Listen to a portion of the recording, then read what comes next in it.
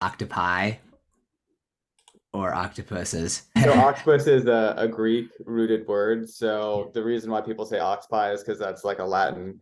Most things are pluralized in Latin, but because it's Greek rooted, it's technically incorrect. But because of widespread misusage, phi is, I guess correct. And if you want to be Got super it. geeky, the correct Greek pluralization is octopodes. Oh, But wow. that's like a secret handshake type of situation. Yes. Welcome, friends, to Obviously the Future, the show that explores the massive trends that'll shape our world in conversation with the trailblazers, the nonconformists, and the hidden experts who are building tomorrow today.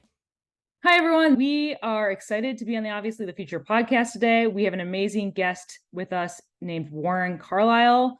Warren is the founder and CEO of Octonation, the largest fan club devoted to octopuses. It's now 1 million fans strong, and he's going to tell us about why he founded Octonation, how he goes about building brands and community online, and his interesting story of growing up neurodivergent and learning how to play the game.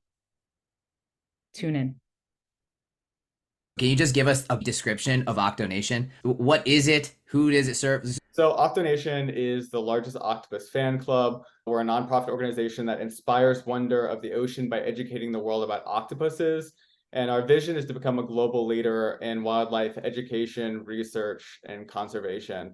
And we do that by having a massive reach on social media. We create educational programming that really is entertaining. It's really easy to understand. So we're not overly sciencey whatsoever. I want somebody to be able to read a post on Octonation and to immediately like be sitting down and almost be like befuddled and be and tell their friend, hey, did you know that an octopus had a tongue like a cat? Did you know that octopuses give themselves manicures? It's like, so you start getting into them, you start coming up with all these different ways to talk about them, and you're just like, this is the coolest creature. Like, how have I not considered, at least considered the animal before? And Nice. so we've grown to over 1 million members. We have tons of celebrity support from Michael B. Jordan. Busta Rhymes is a follower of ours. Joe Rogan has mentioned us on his podcast a lot. Andrew Huberman wears this shirt all the time. If you just go to his Instagram, you can see it. He's big into science communication, and he understands how Octonation is kind of like that next level science communication channel. And so we all kind of support each other. Once we find each other, we're like, I see what you're doing. I see the impact that you can have.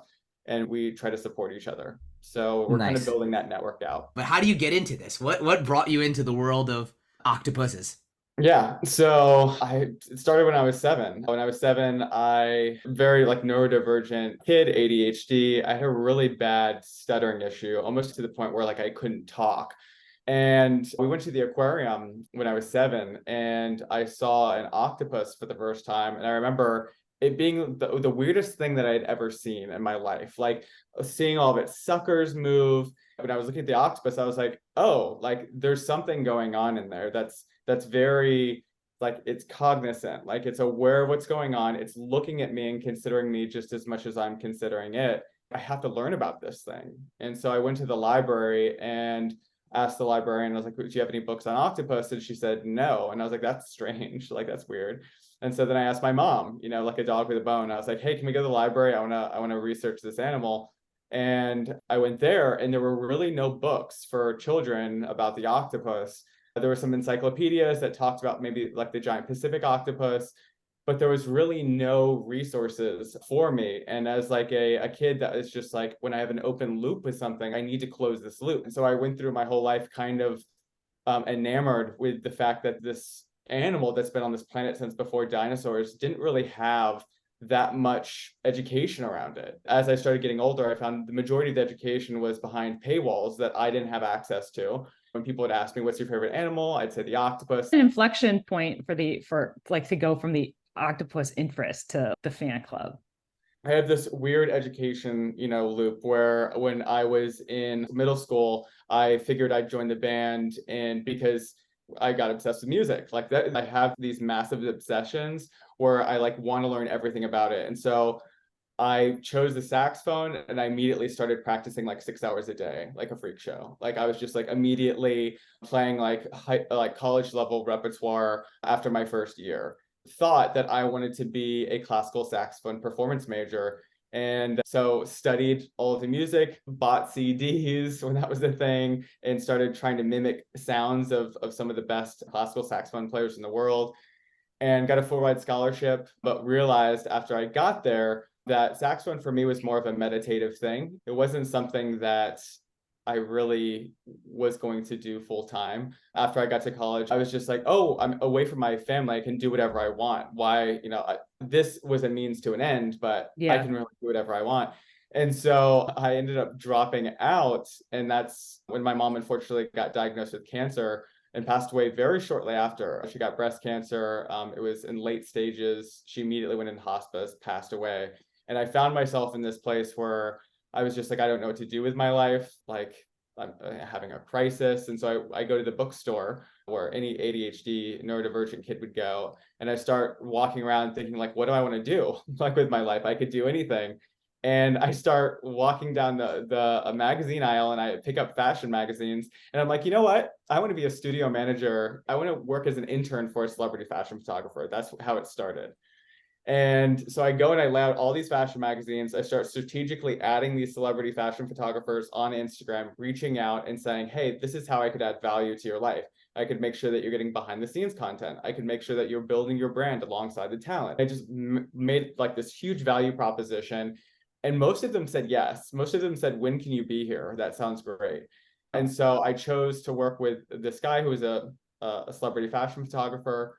And as I was learning the industry and learning how fashion companies reverse engineer relevancy with cloth, like they develop whole worlds, whole lifestyles, I became really interested in how are they taking something like cloth and having so much perceived value if it's this, but not this. And so I was like, I don't really care about clothes, but I care about this mechanism. I care about this game, this system. And so I was like, what if I applied that to something that I loved? You take influencer marketing where they're using Hugh Jackman as a global brand ambassador for Mont Blanc. How would that come across if I thought about it in terms of me trying to make the octopus, which is like I can kind of come back to my love affair of that animal. And then a book came out, Soul of an Octopus by Cy Montgomery in 2015. And in the first 3 pages, she says, you're probably wondering why the octopus isn't more of a famous animal. People have always perceived it as monster, as it's just never really had a good thing out there that made it what it could be. And I read that and I said, that's what I want to do. I want to be the octopus's PR agent. There's some things that are really important here. That first you went to college, mm-hmm. and then you dropped out after a year. Yeah. So you were only there a year, and then you had an idea and followed all those celebrities on Instagram, and mm-hmm. clearly they saw that you could add value for them, that you like cracked that system. Yeah. And then invited you to New York, and you were able to support yourself financially.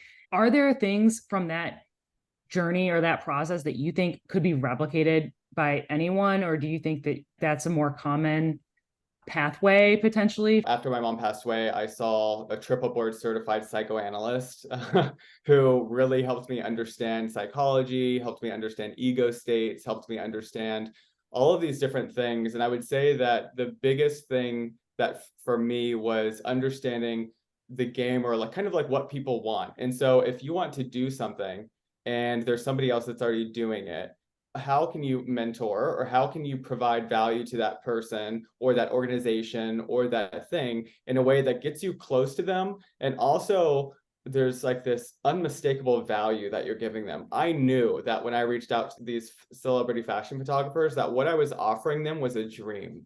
What I've heard from most people is they think that there's so many people that are reaching out to these celebrity fashion photographers. They must have been so busy.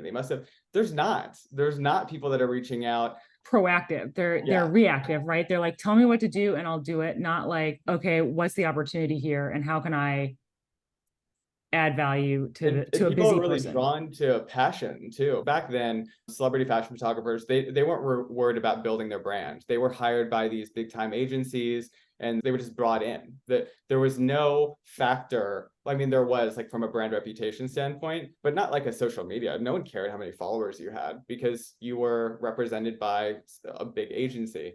And so they weren't really building their brand alongside of the talent because they didn't think they needed to. And I saw that in the future, social media and vanity metrics like followings were going to be a big indicator on whether or not somebody wanted to work, because it meant that they were driving enough attention and interest to be desirable in the marketplace. And I say vanity metrics because I know that that's just a factor of human nature, is that we really like it when people have big followings, big numbers, a lot of attention. We're very curious as to why can I do that? How do I do that? How do I get more attention? Everybody wants to be the person in the classroom who, is seen or at least respected.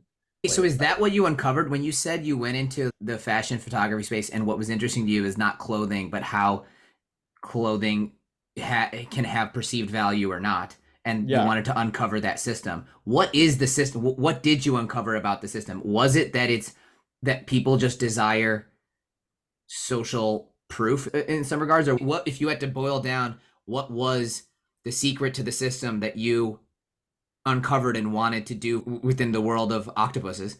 What was it? So I realized that it's all manufactured relevancy. Like, for the most part, it's all made up. You have this concept, you have a piece of clothing, and depending on who you associate that clothing with, what campaigns you have that clothing in, what socioeconomic group you're catering to. Like, to me, I keep saying game all the time because it's kind of fun for me to kind of figure out, okay, what game is being played here? What power dynamic is happening here? What campaigns are catering to certain communities? What do people need to hear? What makes, and all of that kind of goes into the methodology that I created later on, which is called the 7 C's of building a fanatical online community. And all of these things kind of need to be answered for to manufacture relevancy. And I don't want to say manufacture in like a fake sense, or wow, this is all, purely vanity, because you can use this for good. And I found myself in New York when I was there and working for these fashion companies. And I was like, to what end?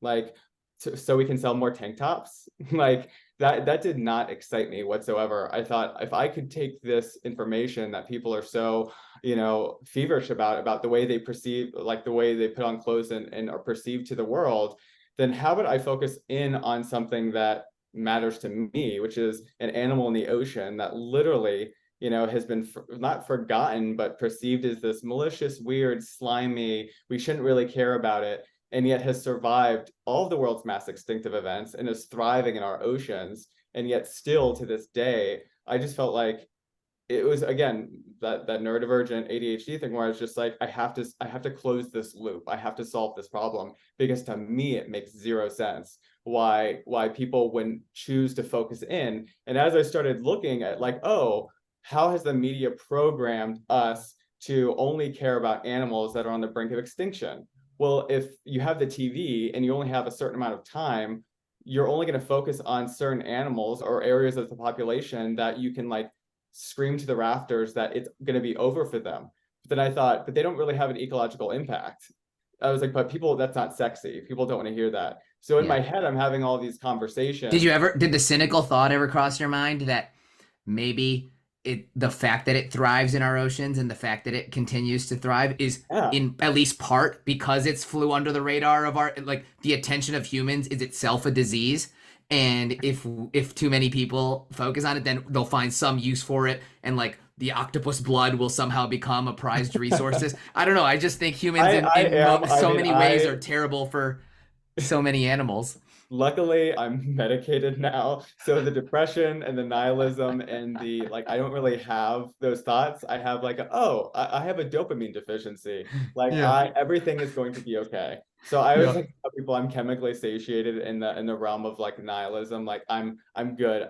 I'm like the biggest optimist on the planet. It's just people need to hear something different, because what's working now isn't what it's going to take in order to inform like everything that's going on. I feel like there's just, again, going back to education, our educational system is broken, and we really need to figure out how to not only make it better, but how to make it interesting and entertaining and fun for kids growing up. Because as of right now, it's not fun. It hasn't changed along with what's going on in the world today. And I guess that's a bigger kind of aim for me to solve later on. But first, I'm like, my game right now and my interest is how do we make this creature considered one of the most iconic creatures in the ocean, where maybe people are introduced to the ocean at an earlier age through learning about all the different things that an octopus can do, and thus creating a sustainable relationship to the ocean. I love that the sentence on the front of your webpage, it is like Octo Nation inspires wonder of the oceans by educating the world about octopuses. Like, you're very specific about your mission, which is much larger than just the octopus, but that you have to find a wedge in to inspire. Yeah, because the ocean is such a big place. And I think that's a huge issue that people, when you're talking about creating fandoms or creating a fanatical community, a lot of times people want to start off with like Nike without Nike's marketing budget. Like, they want to just do it. Like, they want a marketing slogan like that. But what they don't realize is that you're alienating huge sections of the community by maybe not everyone can do it. Maybe not everyone has the marketing budget to get to that point. So if you were to create a competitor, like, where would you start? And what sport would you start at? And what socioeconomic group would you start at? Because you can't start, like, unless you have tons and tons of cash. But I think with Octonation, the reason, we inspire wonder of the ocean by educating the world about octopuses is there was this story where a parent reached out to me and said, hey, I just want to let you know that I've been following Octonation for about 3 or 4 months, and I watch it with my daughter every single night before she goes to bed. And we were at a fast food restaurant, and when she went to go throw something away, she said, where do I throw it away so that it doesn't hurt the octopus? That's what she could say.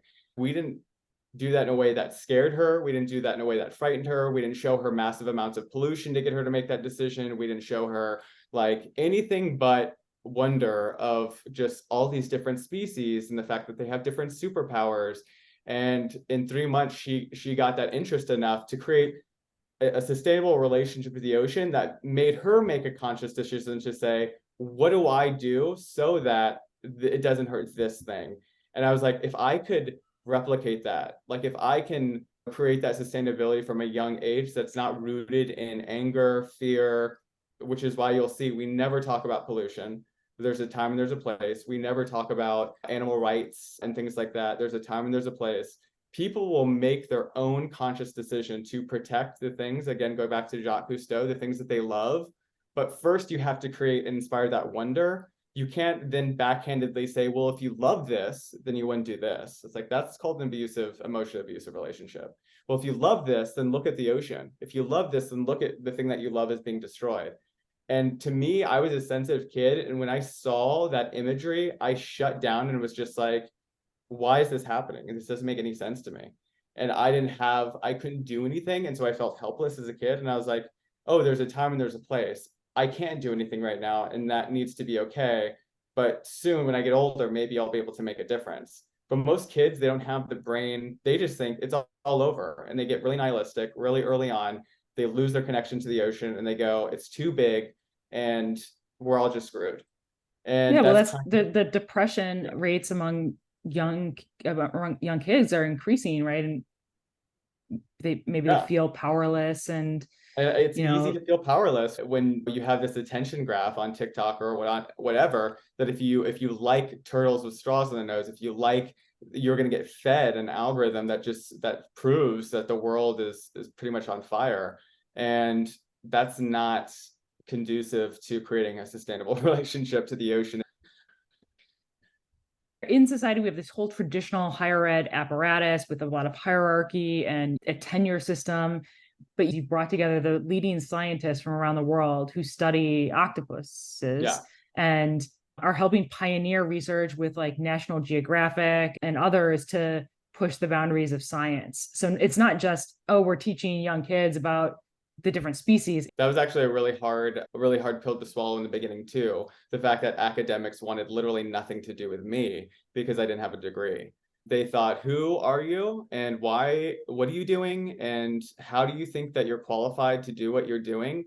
And I don't want to be associated with that until you figure out how to I don't know, get qualified.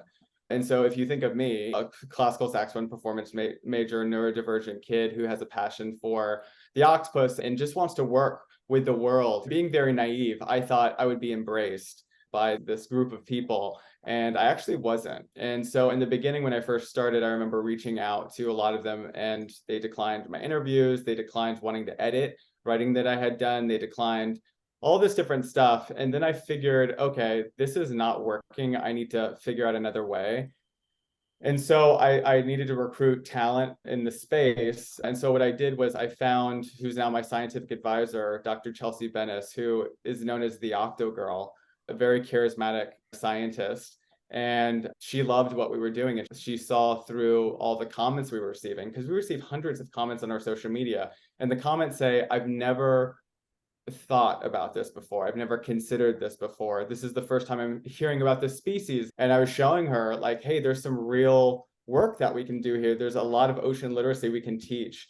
And she signed up, and through her, I was able to kind of work my way into the academic institutions through Chelsea going in and kind of like being my voice there. So when they saw that, they were just like, okay. Some of them still said, we don't want anything to do with it. They didn't catch the vision. But over time, I've been doing it again since, I think I founded it in 2015. I founded the nonprofit in 2019.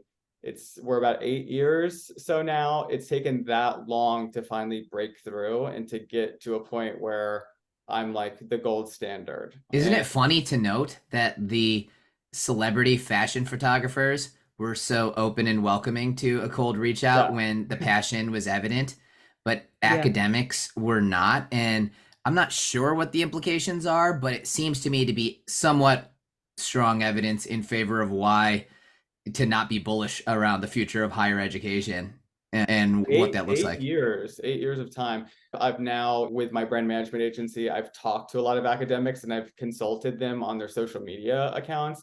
And so I'm like, oh, I understand. You're really scared that the institution is going to see something that you've posted on social media and fire you. So they're afraid that they're going to create like a short at their institution that somehow goes viral for all the wrong reasons because they're human and this has happened and they lose everything. We've seen that with Jordan Peterson, but that's like a prime example of you create social media, you write a book that's anti or not, you're not checking in with a higher institution, and then you're banished. So it's the same thing with even people that are in the lower fields. They think, I'm going to stay away from social media and I'm going to toe the line so that I don't have a bullseye on me and that I can just do my work. They want to be in their lab and they want to do the research and they want to bring that research to other researchers. So when you get into social media and that conversation, now that I'm on the other side of it, I'm like, oh, that's completely valid. But also, the reward isn't worth the risk for them. A little ironic because the whole tenure system is supposed to protect academics from the mob, that they can start doing research without worrying about their job security that pushes the boundaries. And now it's like almost the opposite, right? Is that they're more afraid of the institutions and don't feel that they're protecting them when they do speak out. So now with Octonation, you've found a formula of success and you've cracked that game. You now work with other people when you see an opportunity or have a connection to help them create a similar platform. And one of the refrains that's been stuck in my mind since we met is facts, not fuckery. Yeah. Which comes from your client, Emily D. Baker. And maybe you could tell us a little bit about how you made the leap to working with these creators and the advice you give them and what inspires you about what you're building together. Yeah, so I remember when I was building Octonation, a lot of the people that I worked with were just like, yeah, of course it works for you. And you hear this from everybody, no matter how successful you are, what you do. Of course you can do it. You're this. Of course you did it. You had that. And so that kind of got in my head and I like to prove myself. And I was like, no, I could do this with anything. I started reaching out to some of my friends while I was still in New York. And I was just like, hey, you're a model. Why don't we do direct to consumer? Instead of you working with your agency, why don't you go free agent? And why don't we build a brand around you? Then I started working with my artist friends. And I plugged in this thing where it was just like, okay, again, going back to the 7 C's of building a fanatical community, the first one is clarity. And so with clarity, it's like, who is your community for and what is your community about? And I feel like the more vague or subjective those two things are, the more there's an opportunity for people to be like, I don't know what you do, and I don't know how to recommend what you do to somebody that I know because it's too broad. So the example that I like to use is one of the people that I used to work with that initially came to me and she's like, I can help anybody with chronic pain. And I said, that's too broad. And I was like, you're going to, in that community, there's going to be a lot of infighting between those members, because what you're saying is that people that have lupus, people that have Crohn's, ulcerative colitis, people that have cancer that are going through chemotherapy, they all have the same sort of pain. And I was like, and so no one's going to genuinely feel like you're talking to them. And so I got her story, and she's like, I've suffered chronic debilitating migraine ever since I was 2. And this is where this stems from. And I was like, okay, well then how about you help women who suffer chronic debilitating migraine get more stuff done throughout the day? And that's just the thing that we're going to lead with. And so then you get into all the other 7 C's and you start being like, okay, who currently owns this attention in the space? And then you're like, oh, the Association of Migraine Disorders or the National Headache Foundation. Okay, how do we collaborate and integrate with these key players? And then in like close to 90 days, she became the foremost expert in this space as a result of controlling that messaging and really creating that community of people, of women that suffer chronic debilitating migraine. And so going back to Emily, I met her at a mastermind, and she was selling contracts to first-time entrepreneurs, privacy policies, terms of service. And after talking with her, it became very clear to me that she was so charismatic. I was just like, you're like Judge Judy if Judge Judy had purple hair and said fuck all the time. And I was just like, you know what? I was like, how could I sell you into a market? And I was like, what would I need to do? Very, very similar to the fashion industry. What I need to put around you in order for a community to embrace you and to recommend you to other people? And so we found that she really loved pop culture. She's like, if I could just watch The Real Housewives of Beverly Hills all day and talk to people about it, I would. She loves like the Britney Spears conservatorship. She really loved the intersection of pop culture and legal. She was a former deputy district attorney in Los Angeles for 15 years or 17 years now. And I was just like, you know what? I want to create a YouTube channel with you where you essentially, instead of sports commentary, you do legal commentary. And I was like, and I want you to talk about like the laws that govern our lives through pop culture, thus teaching about legal literacy at scale, but through things that people actually are consumed with. So people are really consumed with things that really have nothing to do with them, because that's what the drama is. It's like Logan Paul and Prime, and everybody's attention is everywhere.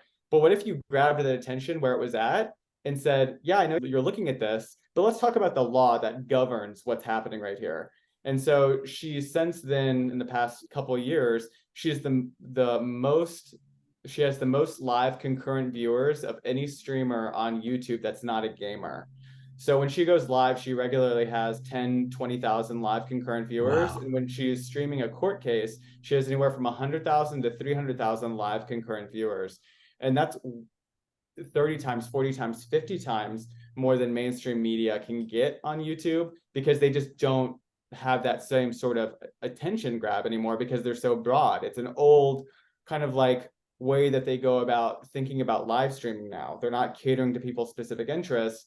They're just broad mainstream media, which has a place, but YouTube is a different machine, the way the algorithm works. And so, yeah, she, during the Johnny Depp Amber Heard case, like I said, she had over 300,000 live concurrent viewers. And now she is the go-to legal analyst for pop culture content. So she regularly is on MSNBC, she's on Entertainment Tonight. What I find is that if I am fascinated by somebody, and I feel like when it comes to education, because again, going back to my core values, I love people that are able to facilitate nuanced conversations at scale that make people a better person. Like if they're owning their attention and people are watching them, are they making this person more informed?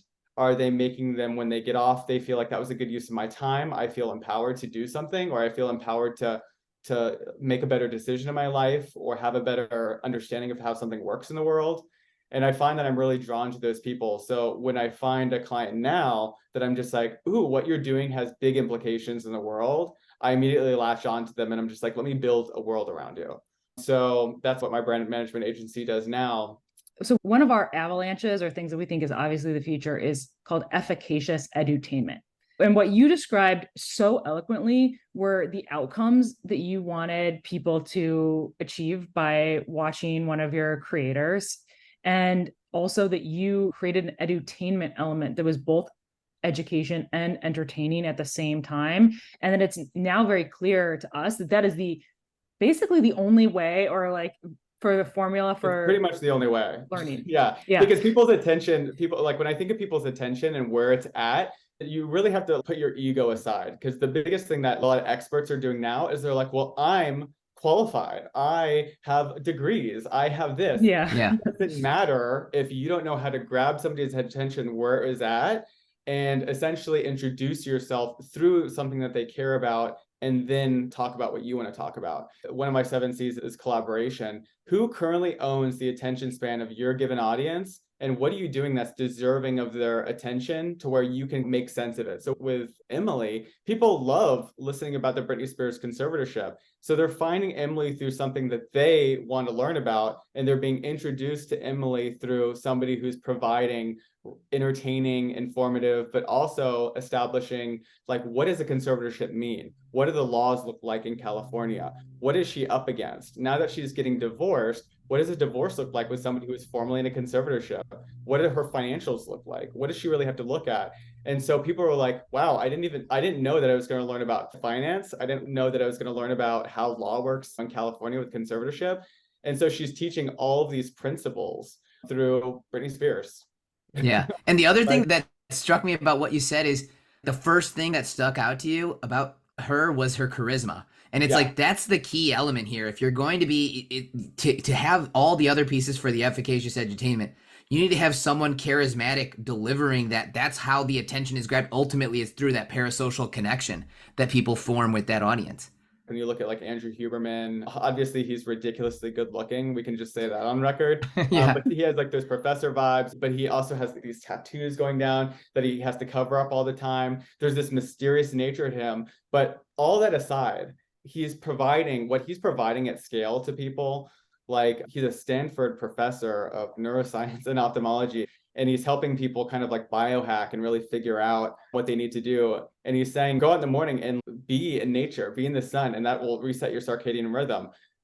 Pharma doesn't like that, because that doesn't involve a pill. That doesn't involve a protocol. That involves money. That's not going to work for them. And so when I look at the future of content creation and creators, it's people that are also like, we're just really giving great information that is helping people live better lives. And people are seeing the result of that by doing those protocols and being like, wow, you know what? I do feel better. And this is something that was free. I recently did a collaboration with them where they flew me out to Aquarium of the Pacific. And I have a program or a content campaign called Interview with an Octopus, where I thought it'd be really cool to go around to aquariums.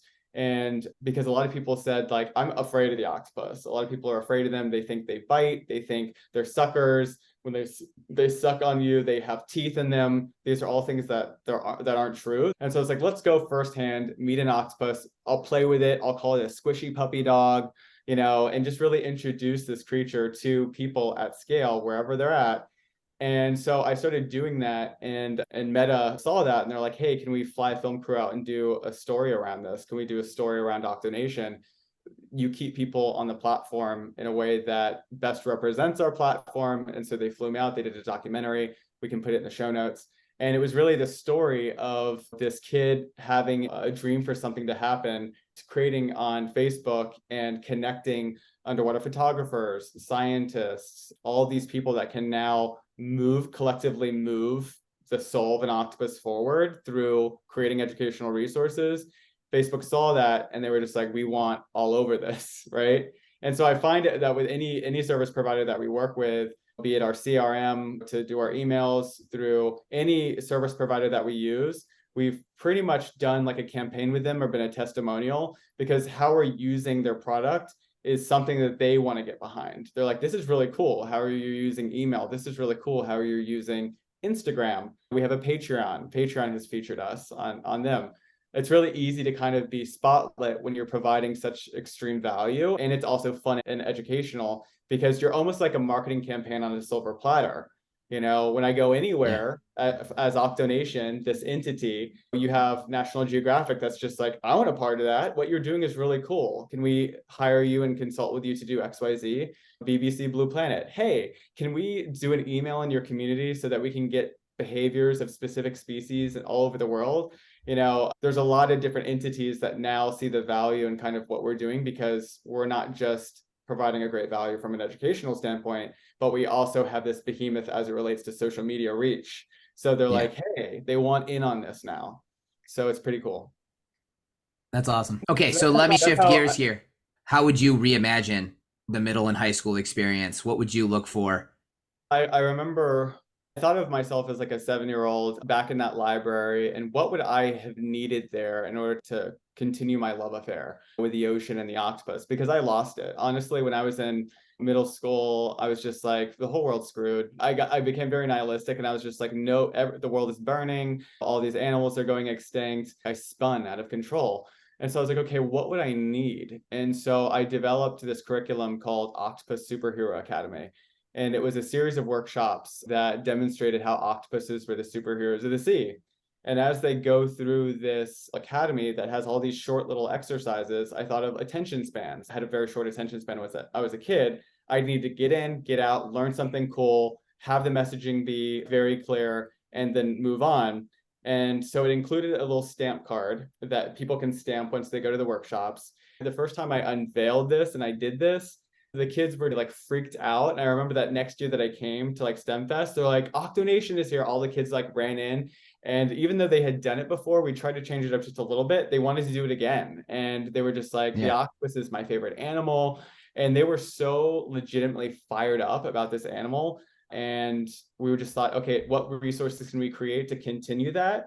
And so we're now in the process of developing programming and thinking of that ascension model of like, how can we give them a set of flashcards? How can we entertain them online through TikTok and Instagram? How can we have an Adopt an Octopus program where they can adopt an octopus, bring it home with them, and then every single month they get an email as a letter from the octopus that teaches about its environment, about its world, what it's up to. And there's ways in there that we can continue that relationship with that child that just makes them go, the octopus is just something that's followed me around, that has the best marketing. They're not going to say that, but it's just like, I feel like I can confidently stay in the mind of that kid in a way that's compelling to them, entertaining to them, but also highly educational. And so that's how I'm thinking of attention. I'm not thinking of it from like, YouTubers who are doing crazy, I don't know, fights or this or that. I'm like, there's a way that you can do it and it be educational, informative, and fun, and not be just mind-numbingly pointless. Yeah. So, Totally. Yeah, that's how I would reimagine it, is just thinking, when you're thinking of it, and almost like maybe you could say thinking of it as a marketer, but thinking of it as like a compassionate educator who understands marketing from the standpoint of like, you have to stay and figure out, because another one of the C's is content.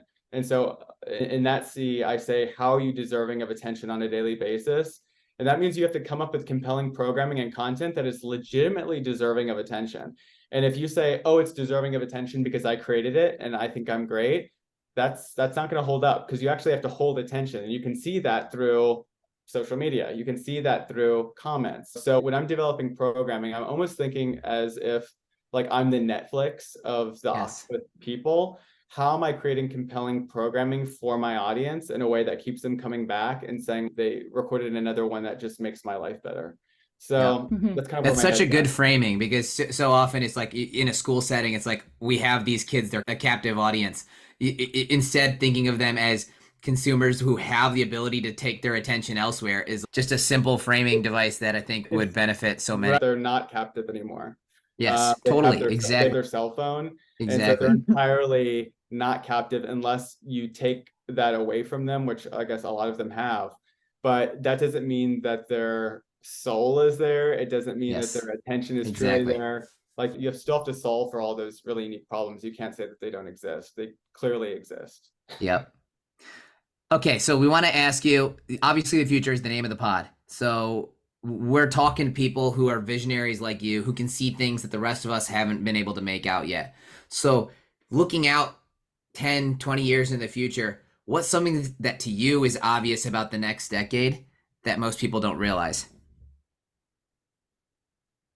I remember being in New York and going to a modeling agency for the first time, and there was so many middlemen. I feel like there's a lot of middlemen involved with a lot of different things. You look at the modeling agency, there's a model manager that represents the talent, but pretty soon that talent is going to be able to reach their audience directly, and they're going to be able to form a community around them to the point where that agency can exist in the same way that it exists, because we're not considering subjective measures of things. We're looking at really objectively at the world. When you look at mainstream media, they're like a middleman right now. The government is like a middleman right now. Like there's a lot of things that are kind of being decentralized and changed up.